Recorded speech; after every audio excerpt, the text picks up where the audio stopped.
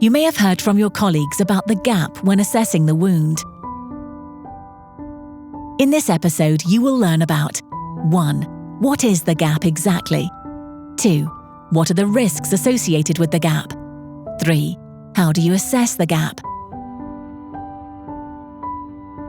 Let's start.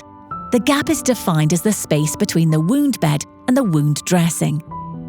There is an agreement amongst healthcare professionals that it is important to manage the gap to promote an optimal healing environment.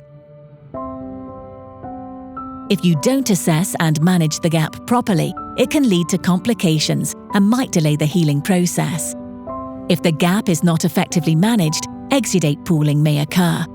This happens when exudate collects in the gap and is not managed by the dressing. Why is it a problem?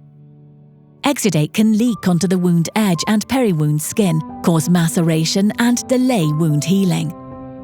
If the gap and exudate pooling is not managed properly, it creates an environment that promotes bacterial growth.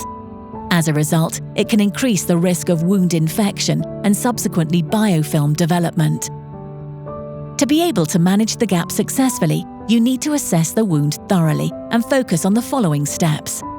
Start with looking at the wound and check the dressing when you remove it. Ask yourself, has the dressing managed the gap? Has the dressing conformed to the wound bed? Do you see any damage to the wound edge and peri-wound skin? Assess the wound depth. Ask yourself, how deep is the wound? Is the wound bed irregular? Do you see cavities or pockets where exudate can pool? Pay attention to the tissue quality and any new granulation tissue.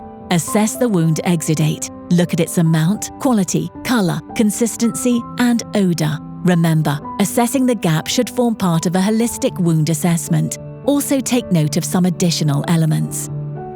What has caused the wound? Do you see any changes in the wound edge and peri-wound skin? These elements are closely linked to wound gap assessment. To recap, it is important to manage the wound gap to reduce the risk of further complications. Assessing and managing the gap should form part of a holistic wound assessment and should be addressed in the treatment plan. Thank you for completing this learning. Join me in the next episode where you can learn how to manage wound exudate and the gap. We will also help you determine the best dressing choice.